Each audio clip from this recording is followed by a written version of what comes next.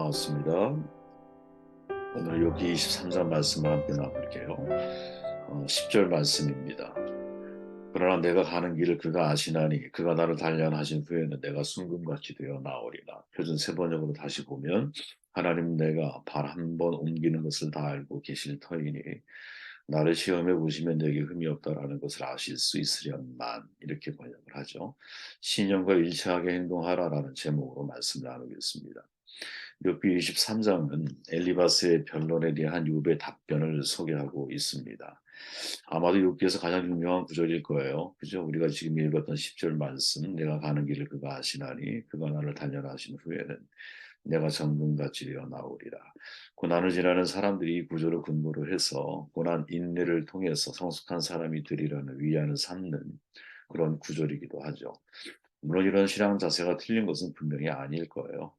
또 뭐 이런 해석처럼 즉 고난을 내가 인내하는 과정을 통해 내가 더 성숙해지는 것 또한 분명한 사실이죠.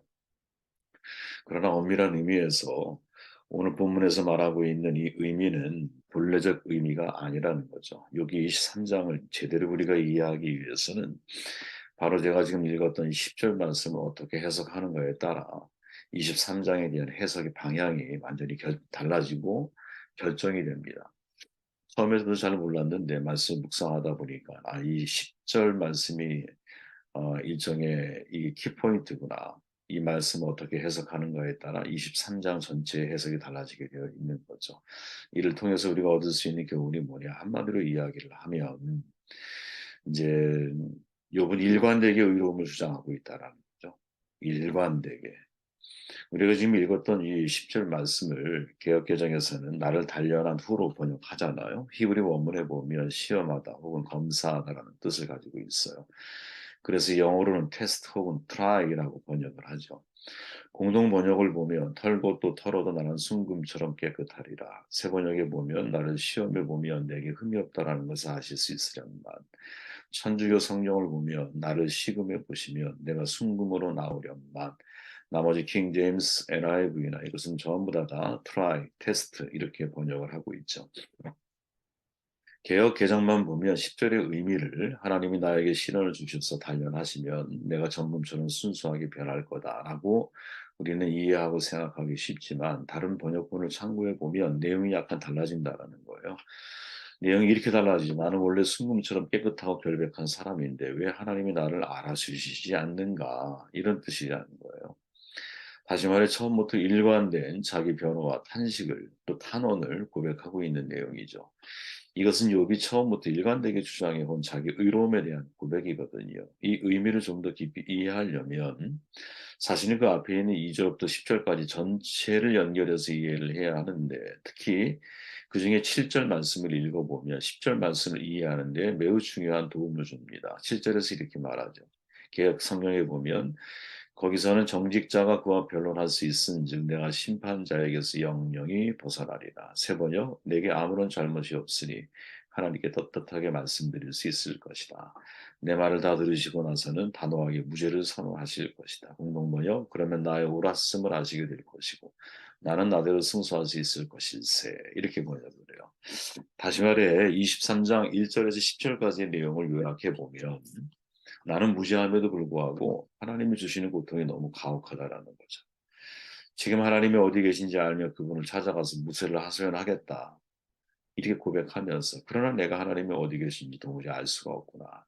이런 표현을 하는 것이죠. 하지만 그분은 내가 어디에서 무엇을 하는지 잘 알고 있으니 나를 평가해 보시면 내가 순금처럼 깨끗함으로 무죄한 사람이라는 사실을 하나님이 알 수 있으실 것이다. 이런 뜻이 되는 거죠.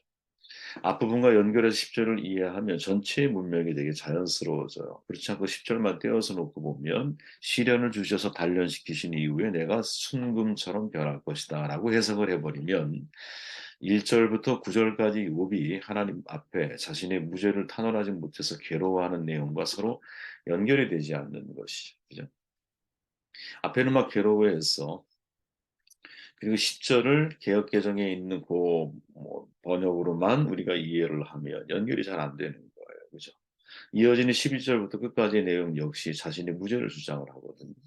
도무지 하나님의 뜻을 바꿀 수 없으니 낙심하고 두렵다라는 내용으로 일관되게 전개되고 있어. 그러니까 욥기를 읽으면서 우리는 하나님이 고난을 주셨지만 욥이 원망하지 않고 잘 참아서 나중에 더 큰 복을 받았다라는 식으로 해석하는 경향이 많지만 욥기의 내용은 그러한 것이 아니에요. 처음부터 끝까지 욥이 자신에게 왜 고난이 닥친 것인지에 대해서 이해를 못하고 괴로워하는 내용들로 가득 차 있거든요. 욥처럼 이유 없는 고통을 당하는 사람에게 이 고통을 통해서 너도 정금처럼 단련될 것이니 잘 참아야 돼. 이런 말 함부로 하면 안 된다라는 거죠. 우리는 사실 습관적으로 이런 이야기를 하거든요. 그죠? 사람들을 위로한답시고 이런 말을 하는 것을 좋아해요. 그런데 잘못하면 여러분 이러한 섣부른 위로는 어설프한 종교적인 가르침에 불과할 확률이 대단히 높거든요. 욥을 야단치고 훈계하려고 했던 욥의 세 친구들과 다를 바가 없는 것이죠. 죄가 하나님과 멀어지게 만드는 그 무엇이라고 정의를 한다면 관역에서 벗어나게 만드는 것 아니에요? 우리가 가지고 있는 각자의 신앙을 내가 누군가의 고통, 고난, 또 그들의 겹치는 불행, 이거를 내가 변론하면서 그 변론이 그 사람으로 하여금 오히려 하나님에게서 멀어지게 만드는 역할을 하고 있다면 나는 분명히 그 사람에게 죄를 짓고 있는 것이죠. 그죠? 제가 전에 말했지만 사울은 예수님을 만난 적이 없는데 부활하신 주님이 사울을 향해서 네가 왜 나를 핍박하느냐? 네가 핍박하는 예수가 나다 이렇게 말하죠. 사실 황당한 말이거든요. 그때의 핍박은 누구를 핍박한 거냐? 예수를 믿는 사람들을 핍박을 한 거죠. 그죠? 그런데 그 핍박이 사실은 뭐냐? 예수를 못 믿게 하는 거잖아. 잡아 죽이는 거잖아. 우리가 누군가에 대해서 변론을 할 때 매우 조심해야 할 이유가 바로 여기 있는 거죠. 어설픈 위로를 내가 하려고 접근하기보다는 사실은 함께 아파해주고 함께 울어주는 것이 더 최선일 수 있다라는 거죠. 지금 욥은 여러분 자신의 의로움에 대한 일관적인 마음을 주장하고 있는 거예요. 그죠? 내가 이 고난을 통과한 이후에 정금처럼 변화될 것, 이 의미가 우리가 소위 말하고 있는 고통을 잘 이겨내서 정금처럼 단련된 사람이 돼. 이런 뜻으로 해석하면 안 되는 것이고, 자기가 일관되게 하나님 앞에 의로운 삶을 살았다라고 하는 신념을 그대로 유지해 가고 있다라는 거죠. 그렇게 신념과 일치한 행동을 두고 오히려 거꾸로 욥이 보여주고 있다라고 우리는 정언할 수 있는 거예요. 욥은 고난을 통해 정금처럼 변화된 것이 아니라 고난 속에서도 하나님 앞에 사람들 앞에서도 내가 하나님 앞에 내 삶에 대한 나의 믿음의 어떤 질에 대한 나의 믿음의 어떤 그 정직성에 대한 의로움을 주장을 하고 있는 것이죠. 신념과 행동이 일치한다라는 거예요. 지난 시간에 제가 말했던 것은 인지 부조화죠. 정반대로 신념과 행동이 일치하는 이 모습을 가리켜서 우리는 인지조화라고 표현할 수 있는 거예요. 아는 것과 행하는 것 사이에 간격이 없는 거죠. 믿음과 행함 사이에 간격을 좁혀가고 있는 거예요. 욥은 일관되게 자신의 신념을 지켜가고 있죠. 아마 읽어보신 분 계실 거예요. 설득의 심리학에서 로버트 치알디니 주립대 심리 마케팅학 교수죠. 여러 가지 이제 사람들 설득하는 데 있어서 여러 가지 원칙이 있다. 근데 그 중에 한 원칙이 뭐냐? 일관성의 원칙이라는 게 있다 그러잖아요. 그 사람이. 사람은 지금까지 행동해 온 것과 일관되게 행동하려고 하는 거기에 초점을 맞추고 살아간다라는 거죠. 어떤 선택을 하거나 입장을 취하게 되면 그 선택과 입장과 일치되게 행동해야 한다는 심리적인 부담감을 사람들이 가지고 있어요. 근데 중요한 건 뭐냐? 이런 일관성인 원칙을 가지고 있는 사람들이 사실은 타인에 대한 설득력이 높은 사람들이라는 거죠. 그죠? 설득의 심리학에서 이 치알비니 교수가 말해요. 일관성의 원칙이 설득의 힘이 있다. 아주 그냥 단정적으로 이야기를 하거든요.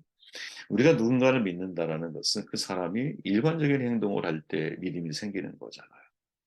신뢰가 없으면 여러분 공동체 유지될 수 없죠. 사람과 사람 관계도 마찬가지 아니겠어요? 그 사람이 나에게 일관된 믿음을 보여줄 때 그 믿음에 대한 나의 반응이 결정이 될 수 있는 것이죠. 이 일관성의 본능은 사회를 지탱하는 골조와도 같거든요.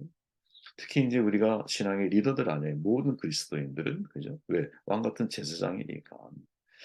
리더는 언행의 일관성을 가져야 되는 것이죠. 그죠? 무조건 내가 이제 일관적이라고 하는 것이 내가 생각하고 내가 고집하는 결정된 그것을 고집하는 것이 일관성이냐? 그건 절대 아닌 거죠. 그죠? 충분한 소통 속에서 이것이 옳은 신념일 경우에, 옳은 결정일 경우에 거기에 대해서 일관적인 모습으로 우리가 나의 신념과 행동을 일치시켜 나아가려고 하는 이런 노력을 사실은 모든 신앙인들이 해야 되지 않을까.